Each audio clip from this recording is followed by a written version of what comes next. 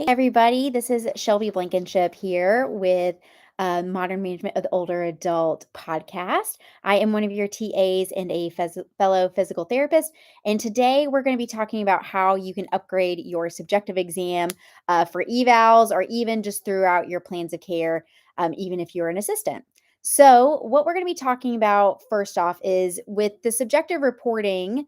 We're really trying to dive into what the patient or client is feeling from their point of view. So it's a lot of like self-reporting. So sometimes we do, some like actual filling out of the forms, like intake forms. You might have some items that are filled in there. But really, we're trying to get into what are their symptoms, what are their pain levels, what functional capacity did they have, what they currently have.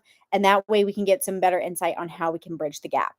Now, I know a lot of you might have taken like the lumbar course or especially like any of our spine courses, and they really dive into, finding asterisk signs and really making sure you have something that you can measure each time that that patient comes in to see are we making any changes in the good or bad so that we can change course when appropriate. Because we definitely don't want people coming in inappropriately and not having an idea of what's going on with them. But one thing that I think, especially for older adults, things can get a little bit muddy, especially when they've got lots of diagnoses that we're kind of trying to work with and multiple comorbidities. So one area for the subjective report that I really have started diving in and has really kind of helped me get a better holistic approach of what's going on with the patients is using that meds format. So if you're not familiar with meds, it's M is for mindfulness, E is for exercise, D is for diet, and then S is for sleep. So when it comes to M for mindfulness, I want to know when they are currently having any stress. Maybe that's due to the injury or diagnosis that they're coming in for, or maybe it's, related to their kids or grandkids or just any type of stressful event. What is it? How do they react to it? And how do they get it to where maybe that stress is more manageable? Because if they don't have any strategies to manage stress, we know that they're probably going to be more likely to have an inflamed system, whether that is arthritis, type 2 diabetes, etc. We want to see, are there ways that they're currently coping that are helpful, or are they currently coping not helpful? Sometimes, alcohol can kind of pop in there. And there's lots of different things. So when it comes to mindfulness, we are just trying to see how do they manage stress? And then, depending on how that goes, we might kind of start steering them into more optimal ways to manage their stress, or at least give them some awareness that if they don't manage their stress, that can be a big component into what their current pain level is. I've seen that even with some of my patients. They tend to have flare ups when either previous traumatic things have happened in their life. For example, like when a parent has passed away, or even a spouse, or maybe, unfortunately, maybe like a kid or grandkid, and their shoulder flares up every time this time of year. Or maybe it's during holidays where, that Christmas every year they just get really, really stressed out. And it kind of reminds them of previous Christmases and people that should be there that aren't there, et cetera, et cetera. And so that kind of aspect is really important because then we can maybe teach them about box breathing, or maybe we can teach them some alternatives that can help really start to kind of calm down that stress. Obviously, there's many apps out there like Headspace and Calm app, if that's something that they're into. But really what we're trying to see is, where is their baseline for mindfulness? The next one we'll go into is exercise. Now, we of course want to see like what their baseline of exercise is. Like, are they coming, doing it 3 times a week? Are they doing nothing? Are they, going for walks maybe a couple times a week? And for how long? Especially if that has any variation in when they're flared up versus not. But we also want to see with exercise, what is a normal or comfortable intensity that they're used to. So there might be some that come in that are going to a CrossFit gym. There might be some that have not gotten out the couch. So we're going to kind of see what is the tolerance for activity that they currently have, because that's going to play a huge part in how much we're going to do on our objective exam, but also how much we're going to do for our treatment and hopefully for their home exercise program. If somebody is super sedentary, I'm not going to be giving them a 15-minute AMRAP for their HEP. I want to make sure maybe it's 4 or 5 minute AMRAP, if that, or maybe we're just starting really low with just movement snacks throughout the day. Another thing with exercise that I really want to dive into is what equipment do they already have access to? This could be at home. This could also be maybe they're a member of a gym, the Y, a Stronger Life, a Stave Off, any of those kinds of things. We want to know what they already have access to and try to push them to do their home exercise program, if at all possible, in those areas to continue to promote them going to the gym. We don't want to take people out of the gym if they already have a good relationship there, or if anything, maybe we start stirring them where they're like, hey, maybe on initial eval we do some things at home with items that they already have, and then as they get more and more confident, maybe we start leveling up. We're like, well, might be a good time to join that Crunch Fitness or that Planet Fitness where it's $15 a week, or not a week, I'm sorry, a month, and then we can use items that they have there. So we, again, are trying to get that home exercise program where they're going into the gym. We're creating that routine so that when we discharge, it's not this lag of going never to the gym and then to the gym, and they don't get lost in translation.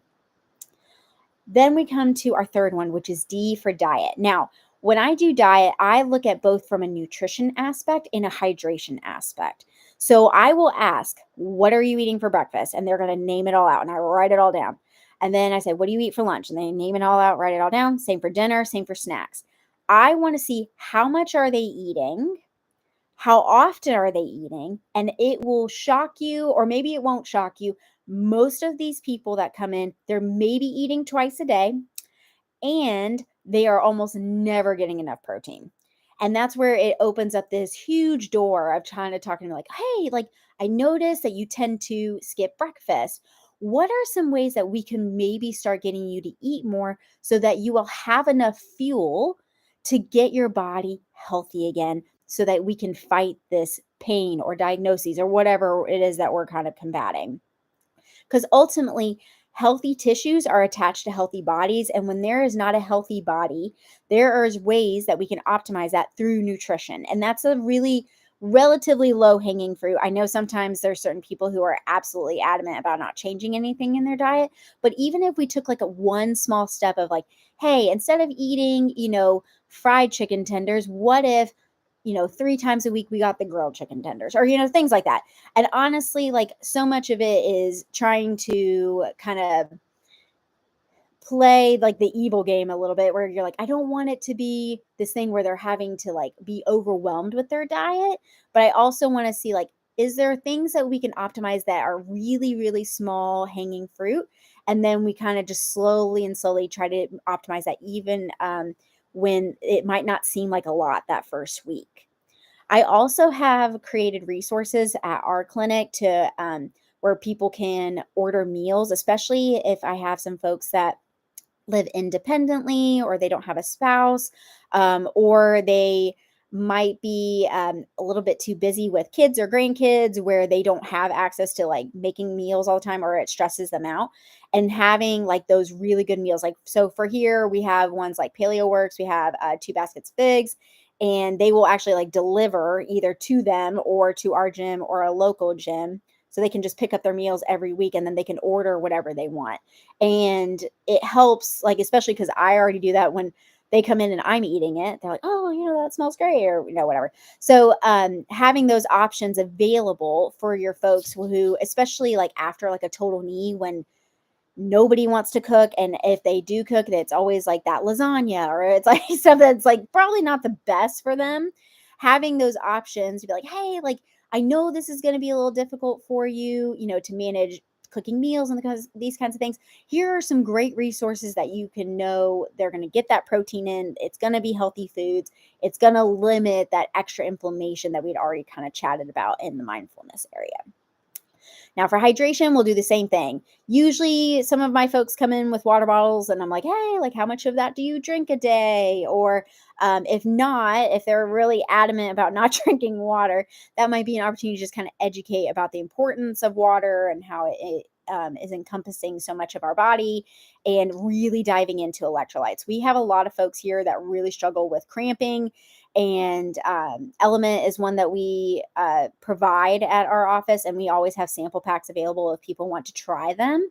But it's also important, like when folks are always complaining of like headaches or just like chronic fatigue, or they're just not drinking enough, like that is like super, super helpful to kind of help speed that along.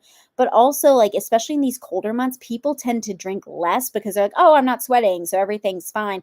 But those are the times that people tend to be the most dehydrated. So, really kind of diving into that. You can also kind of teach them the Turgor test that you do on your skin. It's not like the best, but it can be super helpful when it comes to that. Now, let's go into our last one, S, which is sleep. Now, there's lots of great resources out there about like sleep hygiene and how there's tons of books and, why we sleep and all that kind of thing. Highly recommend checking those out so you're educated on how you can optimize your own sleep, but definitely even making like a little handout for your area so that most of our folks that come in, when they have chronic pain, especially, they're not sleeping super hot. And especially some of my females with being postmenopausal, or maybe they're going through menopause, like that's an area that can really be optimized to really help these folks kind of make sure that their stress level is not being impacted because of lack of sleep. So we want to make sure that they're getting, that 7 to 9 hours of quality sleep. We want to check if they are getting up at night, how often they're getting up at night. Is it because they're going to the bathroom? Is it because of pain? Any of those kinds of things we can optimize, especially with the bathroom. I always advise, try to limit water intake 2 hours before bed. It's amazing what that can do for a lot of these folks. But there is a really nice little handout where it has like a checklist of things you can optimize for your sleep routine. So maybe starting about an hour or 2 hours before bed, turning down the lights, maybe taking a hot shower, limiting screen time, whether it's TV or phone, creating that like maybe mindfulness practice that can kind of calm down their brain a little bit. I know a lot of people kind of forget, but like nobody wants to wake up in the morning with like a gong and then immediately having to go straight to work. And it's the same thing when we go to sleep. We want this ramp up and a ramp down time. We're not expected to watch the 10 o'clock news or somebody else got, who knows what's going on out in the world, that and then try to go to sleep. That usually doesn't work super hot for most of people, but especially our older adults who might have a harder time kind of ramping that nervous system and that brain down before they go to bed, because that will ultimately help kind of making sure that they're in a good headspace to stay asleep throughout the night. And then hopefully that encompasses their body, creating this nice holistic and really nice ecosystem to make sure that it's nice and robust to fight off things like comorbidities as well as the pain or whatever diagnosis they're coming in with. So just a quick recap. For our subjective reporting, we're always kind of looking at, the asterisk signs and making sure that the self-report of what their experience perspectives with their pain, with their functional limitations, any other symptoms that they might be experiencing. But we really want to touch on that meds concept. So mindfulness or stress management, exercise, diet, and sleep. All of those will show really good opportunities to kind of up the ante on creating a robust human, so that ultimately that your treatment sessions can be optimized in the long run, and hopefully once they're discharged, they will keep up with these habits.